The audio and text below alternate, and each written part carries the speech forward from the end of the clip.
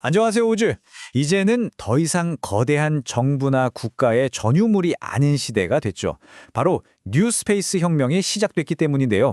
오늘 이 시간에는 그 혁명의 한가운데서 초소형 위성으로 지구를 보는 아주 새로운 눈을 만들고 있는 기업, 나라스페이스 테크놀로지를 깊게 들여다보려고 합니다. 과연 이들이 열어갈 우주의 미래는 어떤 모습일까요?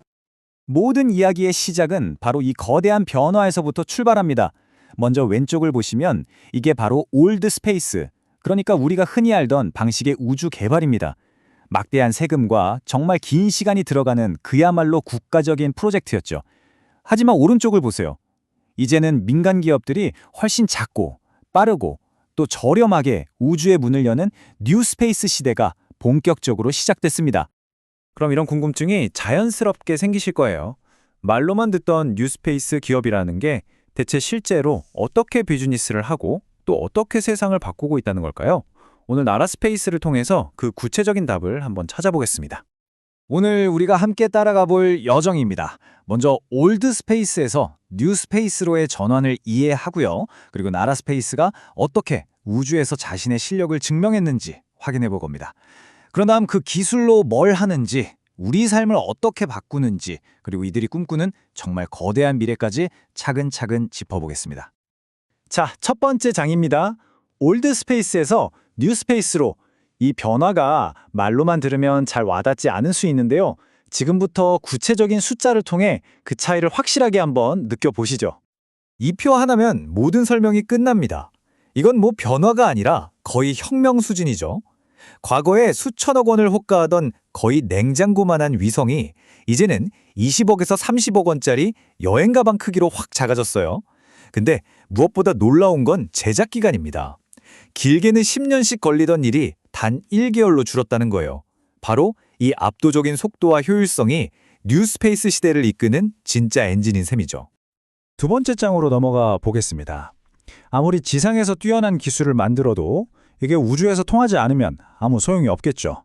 그래서 이 우주 산업에는 무엇보다 중요한 일종의 신뢰의 증표라는 게 있습니다. 바로 스페이스 헤리티지입니다. 스페이스 헤리티지. 말이 조금 어렵게 들릴 수도 있는데요. 아주 간단히 말해서 우주 검증 이력입니다. 지상에서 아무리 완벽하게 테스트를 마친 기술이라도 실제 그 혹독한 우주 환경에서 제대로 작동하지 않으면 그냥 실패한 기술이거든요. 그래서 이 헤리티지는 우주 기업의 기술력을 증명하는 가장 확실한 보증수표나 마찬가지입니다. 나라스페이스는 바로 이 어려운 관문을 성공적으로 통과했습니다. 2023년 11월이었죠. 그들의 핵심 위성인 옵저버 1호가 성공적으로 발사돼서 목표 궤도에 정확히 안착했고요. 마침내 서울에 있는 지상국에서 첫 신호를 받으면서 임무 성공을 증명해냈습니다. 이건 책상 위 이론이 아니라 실제 우주에서 얻어낸 정말 값진 결과물인 거죠. 그리고 그 성공은 단 한 번의 행운이 아니었습니다. 지금까지 3,000번이 넘게 위성과 안정적으로 교신하면서 자신들의 운영 능력을 계속해서 입증하고 있어요. 이것이 바로 돈으로도 살 수 없는 신뢰의 자산, 스페이스 헤리티지입니다. 자, 이렇게 우주에서 실력 증명까지 마친 나라스페이스. 그럼 이 기술력으로 정확히 어떤 사업을 하고 있을까요? 세 번째 장에서는 위성을 직접 만들고 운영하고 또 분석하는 그들의 통합 솔루션을 한번 살펴보겠습니다.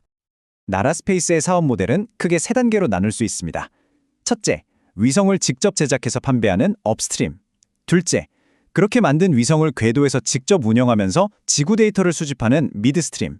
그리고 마지막으로 그 데이터를 AI로 분석해서 돈이 되는 정보로 가공하는 다운스트림까지. 이게 마치 농부가 씨앗을 심고 열매를 수확해서 맛있는 주스로 만들어 파는 것과 똑같은 구조죠.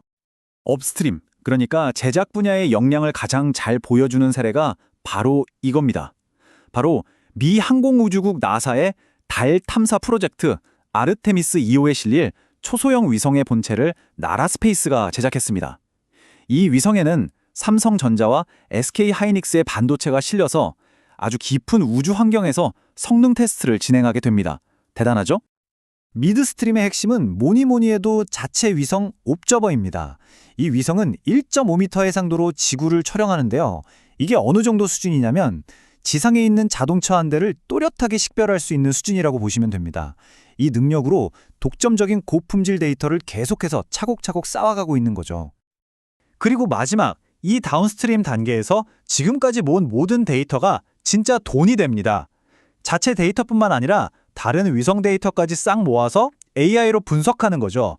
그리고 그 분석 결과를 보험이나 금융처럼 과거에는 우주랑 전혀 상관없어 보였던 산업에 판매하면서 완전히 새로운 가치를 만들어내고 있습니다. 그렇다면 이 위성 데이터가 구체적으로 우리 현실 세계에서 어떻게 쓰이고 있을까요? 네 번째 장에서는 실제 사례들을 통해서 그 놀라운 쓰임새를 한번 확인해 보겠습니다. 현재 위성 데이터가 가장 뜨겁게 활용되는 분야들입니다. 재난 피해를 평가하는 보험업, 원자재 물동량을 추적하는 금융투자, 탄소 배출을 감시하는 환경 분야, 그리고 물론 국가 안보를 위한 국방 분야까지 정말 생각보다 훨씬 다양한 곳에서 쓰이고 있죠. 예를 들어서 보험업을 한번 볼까요? 만약에 대형 산불이 발생했다. 그러면 위성 데이터를 분석해서 전체 피해 면적이 얼마나 되는지, 또 그 피해가 얼마나 심각한지를 정확하게 구분해낼 수 있습니다. 이게 바로 신속하고 객관적인 피해 복구 비용과 보험금 산정의 핵심 근거가 되는 겁니다. 금융 분야는 더 흥미롭습니다. 특정 기업의 전 세계 공장에 밤새 불이 켜져 있는지, 원자재를 실은 트럭이 얼마나 드나드는지를 위성으로 감시하는 거예요. 이걸 통해서 해당 기업의 실적을 미리 예측하고 투자에 활용하는 그야말로 하늘의 눈을 갖게 되는 셈입니다. 환경 분야에서는 이제 없어서는 안결 기술이 되고 있습니다. 공장 굴뚝에서 나오는 우리 눈에는 보이지 않는 메탄가스를 찾아내고 아마존의 산림이 파괴되는 것을 실시간으로 감시하죠. 이런 데이터들이 탄소 배출권 같은 미래 사업의 신뢰도를 보증하는 결정적인 증거가 되는 겁니다. 자, 드디어 마지막 장입니다. 사실 지금까지 우리가 본 것은 시작에 불과합니다. 이제 나라스페이스가 꿈꾸는 궁극적인 미래, 그러니까 지구 전체를 실시간으로 보는 거대한 웹에 대한 비전을 한번 살펴보겠습니다. 이 미래의 핵심은 바로 재방문 시간이라는 개념입니다. 이게 정말 중요한데요. 만약 위성이 딱 한 대라면 오늘 서울을 찍고 나서 다시 서울 위로 돌아오기까지 최대 일주일이 걸릴 수도 있어요. 이건 실시간이라고 할 수 없죠. 하지만 수십, 수백 대의 위성이 때를 지어 함께 움직이면 그 간격이 1시간 이내로 확 줄어듭니다. 드디어 실시간 지구 관측이 가능해지는 순간이죠. 그래서 나라스페이스의 목표는 아주 명확하고 또 대담합니다. 2031년까지 총 108개의 위성을 우주에 띄워서 지구 전체를 빈틈없이 감시하는 거대한 관측 네트워크를 완성하는 것. 바로 이게 그들이 그리는 최종 그림입니다. 이것이 바로 이 기술이 우리에게 던지는 미래입니다.